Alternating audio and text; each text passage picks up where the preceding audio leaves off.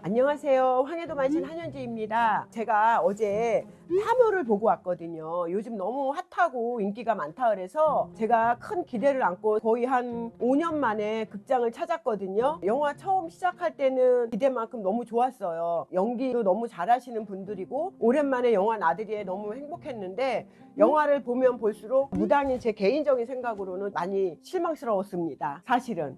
우선 무당 하림이 굿하는 장면에서 불 속에 들어가서 이렇게 재를 얼굴에다 이렇게 묻혔잖아요. 저는 황해도꽃 하는 사람인데 천신대감님, 도깨비대감님 놀 때 그걸 묻히고 놀거든요. 근데 굿거리는 하는 행위는 구능거리예요. 험하게 간 조상들이라 우리가 사자 논다고 할 때 이렇게 구능거리를 푸는데 굿거리 장면은 아쉬웠습니다. 거기서 그렇게 또 노는데 악사는 강원도 악사고 구상차림은 또 강원도 구상차림인 것 같더라고요. 그래서 그게 조금 너무 믹스가 돼갖고 저희 같은 사람들이 봤을 때는 이것도 아니고 저것도 아니고 조금 불편했습니다. 그걸 떠나서 우선 제가 제일 많이 실망했던 부분은 관에서 나오신 할아버지 조상님이 내 자손 그 어린 손주까지 손을 대서 막 죽이려고 저주하려고 그러고 데리고 가려고 들고 하는 그 장면은 저는 너무 놀랐어요. 어떤 조상도 제가 알고 있기로는 할머니 할아버지 조상이 자손을 데려간다, 죽인다, 원수를 갚는다, 제가 18년 동안 그런 경우는 저는 못 봤습니다. 조상님들은 자손을 해하려고 오시는 조상은 없습니다. 무당집에 갔는데 어떤 할아버지 어떤 할머니가 너한테 방해를 해? 그런 경우는 없습니다. 그런 무당들 그건 걸르시면 좋아요. 할머니 할아버지들은 자손이 마음에 안 들어도 일단 안 싸두고 감싸두는 겁니다. 안 싸두고 감싸둔다는 얘기는 안으로 내가 감싸고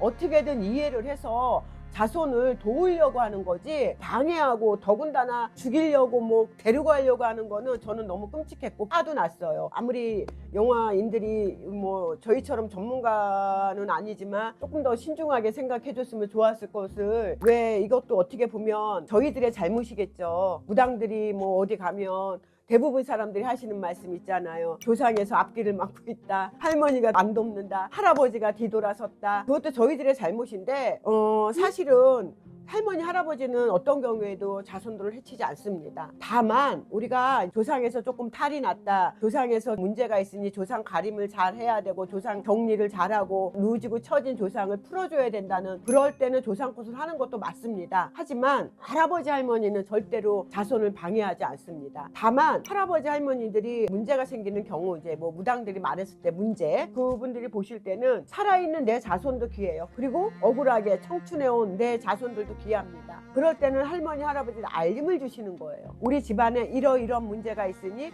이거를 잘 풀면은 살아있는 내 자손도 길이 열리는 거고, 죽은 조상 어려서 오거나 뭐 그런 거 있잖아요. 그런 조상들도 잘 길 갈라서 우리가 좋은 곳으로 보내고 나면 살아있는 네 자손의 앞길이 열리지 않겠느냐, 그런 의미거든요. 예를 들면은 우리가 보통 그 전설의 고향 같은 데 보셔도 할머니 할아버지 귀신이 방해하는 경우 드물죠? 가만히 생각해 보세요. 방해하는 경우는 나 억울하게 죽었어요. 처녀귀신, 총각귀신. 어려서 왜 병으로 죽었어. 그런 경우는 한이 많아요. 그리고 또 살아있을 때랑 똑같거든요. 어려서 간 어떤 조상들 같은 경우는 뭘 모르잖아요. 자기밖에 모르잖아요. 보호받아야 되고 관심받아야 될 때 자기가 무주고천 뭐 죽어서 갔으니 내가 죽은지 산 줄도 모르고 피해를 끼치는 게 아니라 자신도 모르게 건드려 보는 거예요. 다니면서 건들기만 해도 우리한테는 안 좋은 영향이 오잖아요. 그러다 보니까 처녀 귀신, 총각 귀신, 영혼 결혼식도 시키잖아요. 혼인을 못해서 한이 많아서. 할머니 할아버지 귀신이 나와갖고 자손을 데리고 간다는 건 아무리 영화지만 저는 무당이니까 개인적으로 조금 황당했고, 또 거기 무당의 그 김고은 배우님 파림이라고 나오잖아요. 굿하고 그런 건 뭐 다 좋아요. 그런데 거기 캐릭터상으로는 굉장히 조금 강하고 포스도 있는 젊은 신세대 무당이었잖아요. 그런데 파림의 몸주신, 보통 이제 할머니라 그러거든요. 대신 할머니라고 얘기를 하는데 그 몸주신의 역할이 축소가 된 건지 너무 없어갖고 조금 놀랐어요. 저는 그 무당 하림이 묘자리 갔을 때 최민식 배우님이 거기서 나온 귀신하고 막 싸웠잖아요. 근데 그 뒤에서 하림이가 보고 있었단 말이에요. 그 할머니도 나타났고.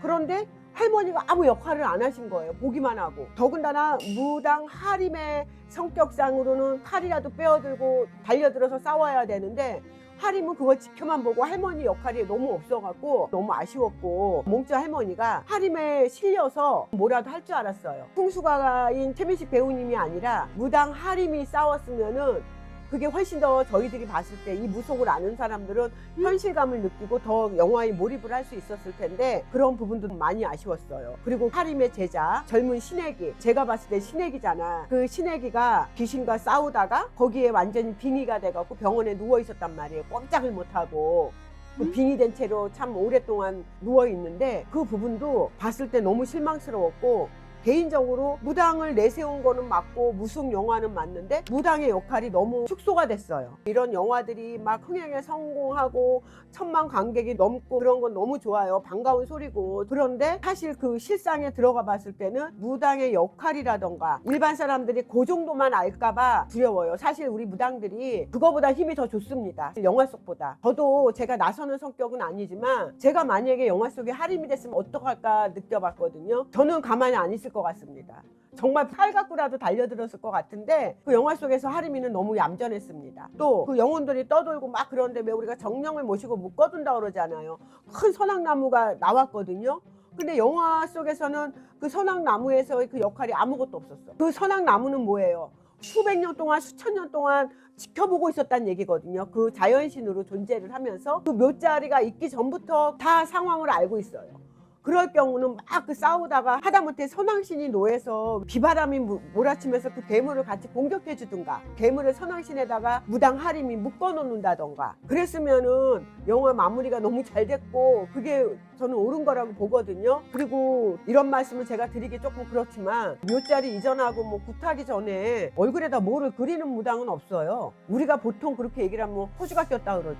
그 문신으로 한 건지 뭐 귀신을 쫓는다라고 그런 의식으로 하신 것 같은데 사실은 그런 경우는 드물고요. 부적을 의미하는 것 같거든요. 무당은 개인적으로 우리가 몸주 할아버지를 모시고 있고 몸주 할머니가 계시고 우리가 장군님이 모시고 있기 때문에 우리 자체가 신을 모신 제자들은 우리가 부적입니다. 얼굴에다 몸에다 온통 그림 그리고 가갖고 글자 써갖고 그게 부적이 될 수가 없어요. 다만 그런 상황에서 어떤 힘을 발휘한다면 차라리 우리가 쓴 부적 있잖아요. 그 신부적이에요. 신에서 내려준 부적. 그런 부적을 이용했으면 훨씬 더 영화가 스릴도 있었고 보기에도 더 제가 불편하지 않았을 것 같은 생각이 들어요. 뭐 영화가 예술적인 그런 측면으로 너무 훌륭하겠죠. 제가 뭐 알겠습니까? 제가 영화 평론가도 아니고. 영화 평론하고 뭐 영화 예술성에 대해서는 전문가 선생님들이 얼마나 잘 하시겠습니까? 제가 이 영화를 까는 것도 아니고요. 제가 깔 만한 주제도 아니고 솔직히 그냥 무당으로서 조금 아쉬운 건 아쉽다고 말씀을 드리고 싶고, 일반 사람들이 혹시 그거를 보고 오해하고 그런 부분들이 좀 너무 아쉬워서 그 말씀을 드리고 싶어서 제가 이렇게 말씀을 드리는데 몰입을 해서 너무 흥분한 것 같습니다. 여러분 다 이해해 주시고요. 양해해 주시고 좋아요, 구독 꼭 눌러주세요. 감사합니다.